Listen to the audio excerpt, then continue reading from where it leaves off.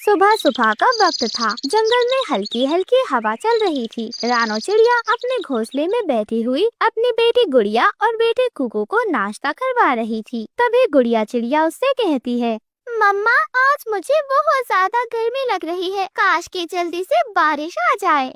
हाँ मम्मा, अगर बारिश होगी तो हम दोनों तो पत्तों पर फिसल फिसल कर खेलेंगे। हाँ मेरे बच्चों, लेकिन बारिश होने से पहले पहले हमें अपने घोंसले की मरम्मत करनी होगी, नहीं तो घर के अंदर पानी आ जाएगा। इतने में अचानक से काले बादल आसमान में इकट्ठा हो जाते हैं। तेज हवाएं चलने लगती हैं। जंगल के सभी पक्षी जानवर घबरा जाते हैं। वे सब घबराकर अपने अपने घरों की ओर भागने लगते हैं। कालू कौवा एक पेड़ की ऊंची डाली पर बैठा हुआ था। वह तो बारिश के आने का इंतजार कर रहा था। उसे पता था कि बारिश आते ही छोटे छोटे पक्षियों के घोंसले भीग जाएंगे और उनके अंडे भी गिर जाएंगे। कालू कौवे को तो इसी मौके की तलाश थी। बारिश होते ही चिड़िया का घोंसला भीग जाएगा और उसके अंडे भी गिर जाएंगे, फिर आएगा असली मजा। और फिर कालू कौवा आसमान की ओर अपनी गर्दन उठाता है और बादलों की ओर देखकर जोर से बोलता है, अबे ओ बादल, जंगल में सबसे ऊंचा जो घोंसला है ना, वहीं पर सबसे ज्यादा बारिश बरसाना। तभी बादल गरजते हैं और हल्की हल्की बूंदाबांदी शुरू हो जाती है। रानो चिड़िया जल्दी से अपने घोंसले के चारों ओर पत्तियां और घास लगाने लगती है ताकि पानी बिल्कुल भी अंदर न आ जाए। और देखते ही देखते धीरे धीरे बारिश तेज हो जाती है। बिजली कड़कने लगती है। पूरा जंगल भीगने लगता है। रानो अपने घोंसले को बचाने की पूरी कोशिश कर रही थी। बच्चों, आप घबराओ मत, हम एक दूसरे को बचाएंगे।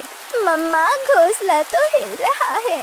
माँ देखो देखो, पानी अंदर आ रहा है। तभी अचानक से एक तेज हवा का झोंका आता है और रानो चिड़िया का घोंसला डगमगाने लगता है। कालू कौवा दूर से ये सब देख रहा होता है। वह मन ही मन में बहुत ज्यादा खुश हो रहा था। अब देखो, अब आएगा असली मजा। ये बारिश अब तुम्हारे घोंसले को बहा कर ले जाएगी। रानो चिड़िया, तुमने कितनी मेहनत से बनाया था, लेकिन क्या ही फायदा, तुम्हारा ये मजबूत घोंसला अब कुछ ही पलों में टूटकर नीचे गिर जाएगा और तुम्हारे नन्हे मुन्ने बच्चे कहाँ रहेंगे, किधर जाओगी तुम। इतने में अचानक से एक तेज आंधी चलती है और कुछ बड़े बड़े पत्ते उड़कर रानो चिड़िया के घोंसले पर गिर जाते हैं, जिससे रानो चिड़िया का घोंसला बिल्कुल सुरक्षित हो जाता है। लेकिन रानो चिड़िया के घोंसले के नीचे की डाली टूटने लगती है। रानो चिड़िया फौरन अपने पंखों से अपने बच्चों को ढक लेती है। पानी लगातार बरस रहा था। रानो चिड़िया हिम्मत नहीं हारती और अपने टूटे हुए तिनकों को फिर से जोड़ने लगती है। नहीं, मैं अपने बच्चों को कुछ भी नहीं होने दूंगी। चाहे जितनी भी बारिश आ जाए, चाहे कितने भी तेज तूफान क्यों ना आ जाए, मैं अपनी जान दे दूंगी, लेकिन अपने बच्चों को आज तक नहीं आने दूंगी। तभी हवाएं और ज्यादा तेज हो जाती हैं। बिजली भी जोर जोर से कड़कने लगती है। रानो चिड़िया आसमान की ओर देखती है। ए बादल, अगर तुम्हें बरसना है तो बरसो, आंधी चलानी है तो चलाओ, लेकिन मैं अपनी बच्चियों तक एक बूंद भी नहीं पहुंचने दूंगी। मैं एक माँ हूँ और माँ अपने बच्चों के लिए हर मुसीबत से लड़ सकती है। कालू कौवा ये सब देखकर बिल्कुल हैरान रह जाता है, क्योंकि उसे उम्मीद थी कि रानो चिड़िया हार जाएगी, लेकिन वह तो अपने घोंसले को बचाने के लिए पूरी ताकत लगा रही थी। ये रानो चिड़िया तो बहुत हिम्मत वाली निकली। ए बादल राजा, और तेज बरसो, इन नन्ही सी चिड़ियों का पूरा घोंसला तबाह कर दो। इसे सिखाओ कि इस जंगल में कमजोरों के लिए कोई जगह नहीं है। यहाँ सिर्फ चालाक और ताकतवर लोग ही टिक सकते हैं। कुछ देर बाद बारिश धीरे धीरे रुकने लग जाती है। बादल भी हट जाते हैं और सूरज की रोशनी जंगल में फैल जाती है। रानो चिड़िया का घोंसला भीगा होने के बावजूद सुरक्षित था, लेकिन जंगल के कई पक्षियों के घोंसले तो टूट चुके थे। कुछ पक्षी तो जोर जोर से रो रहे थे। कुछ पक्षी अपने नए घर बनाने में जुटे हुए थे। रानो चिड़िया अपने बच्चों को सिखा रही थी कि कैसे मुश्किल हालातों में कभी हार नहीं माननी चाहिए।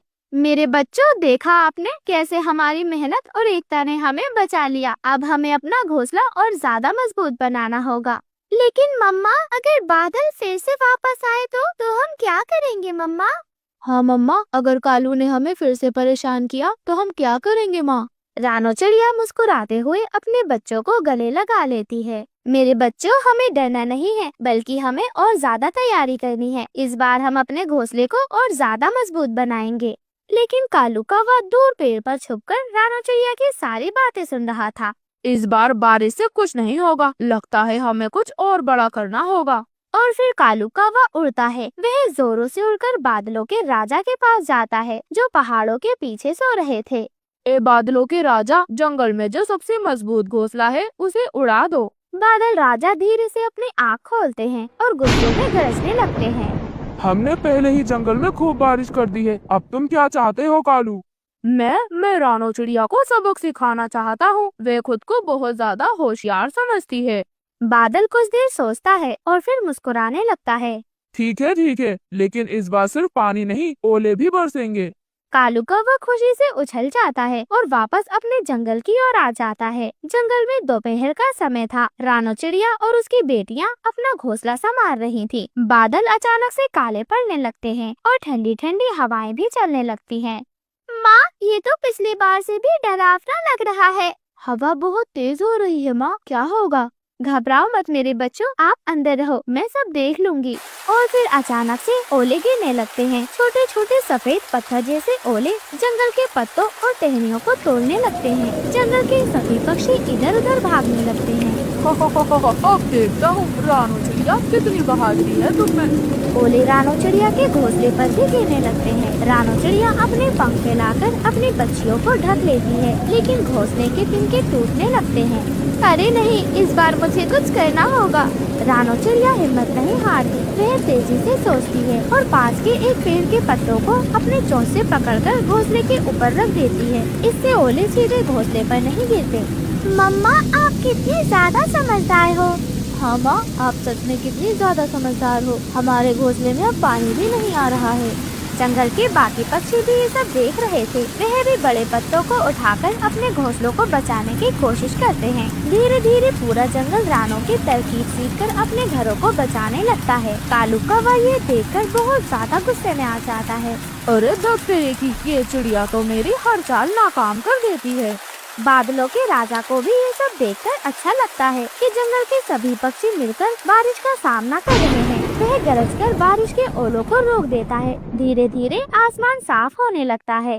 दोस्तों, रानो चिड़िया ने हमें सिखाया है कि अगर हम समझदारी और हिम्मत से काम लें तो कोई भी काम मुश्किल नहीं है। कोई भी मुश्किल हमें हरा नहीं सकती।